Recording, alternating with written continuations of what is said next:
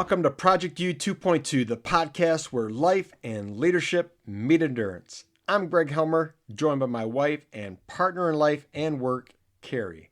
Each week, we dive deep into the mindset, the neuroscience, and the real grit it takes to stop drifting and start living with clarity, confidence, and endurance. This is about real life, real struggles, and real growth. So lace up, it's time to live with endurance.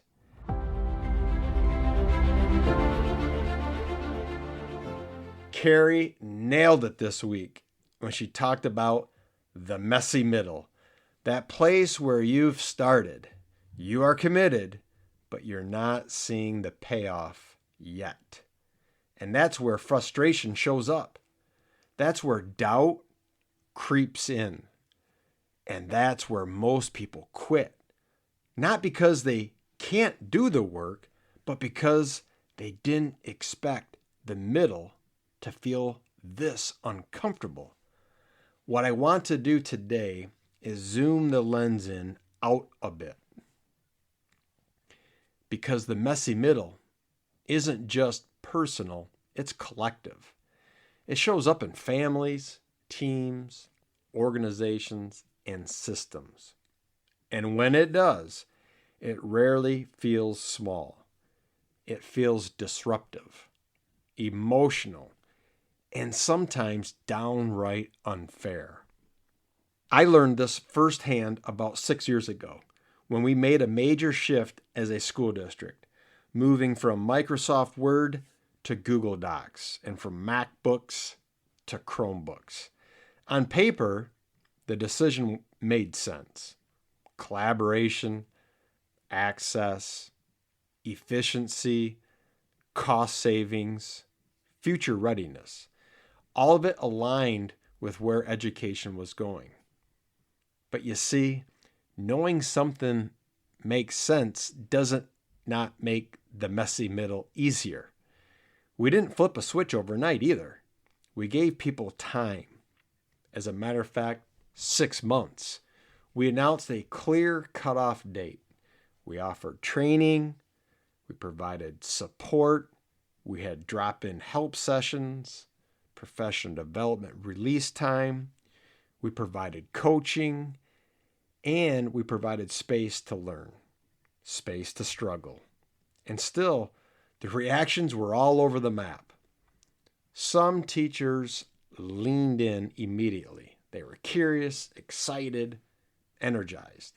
And some of our staff, some of our teaching staff, they were cautious. They were nervous, unsure. And some were openly resistant, frustrated, angry, and convinced this was unnecessary, this was not needed. I remember people telling me that I was being unreasonable, that we were moving far too fast, that this was just another thing being pushed onto the teachers. I remember the union threatening to file a grievance, a complaint against me for causing a workplace disruption. And here's the part that matters. That pushback didn't mean the change was wrong. It meant we were in the messy middle. When people are in the messy middle, they don't experience change as progress. They experience it as loss. Loss of competence, perhaps loss of familiarity, loss of confidence. The old system worked well enough, and now suddenly they felt behind. That's not defiance. I believe it's fear. The messy middle exposes what people are attached to. It surfaces identity. For some, it wasn't about software. It was about feeling capable, respected, and safe. And when those things feel threatened, frustration looks like resistance. And here's what endurance leadership demands in those moments. You don't retreat and you don't bulldoze. You stay present, you keep the standard, you keep supporting, and you keep reminding people why they started, even when they don't want to hear it. There were days I went home thinking, why does this feel so hard when we're doing the right thing? There were days I felt misunderstood. There were days I questioned whether the relational cost was even worth it. That's the messy middle talking. But here's what time reveals. And this is important for anyone listening who's in the middle of something hard right now. Fast forward 6 years, even many of the people who were the most resistant, the most frustrated, the most negative, they are fluent now. They're comfortable using their Chromebooks, using Google Docs. They're confident, they're efficient. Some of them can't imagine going back. The messy middle that once felt enormous now feels small.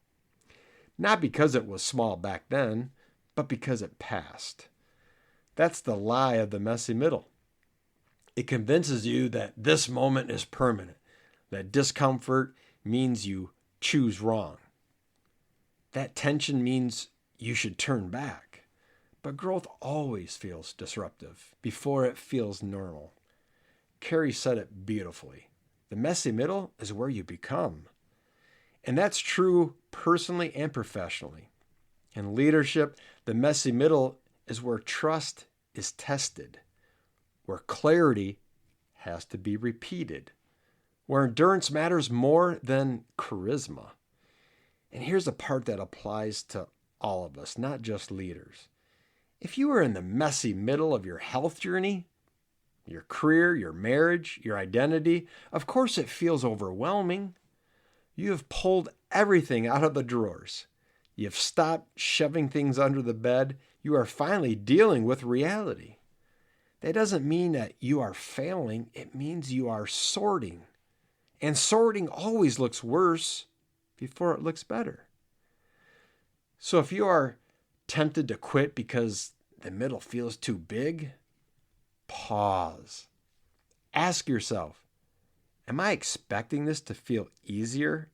Am I mistaking discomfort for a warning sign when it's actually a growth signal? You see, the messy middle doesn't ask for perfection. It does ask for patience, consistency, and your endurance. One drawer, one training session, one conversation, one step, one document converted, one small decision at a time.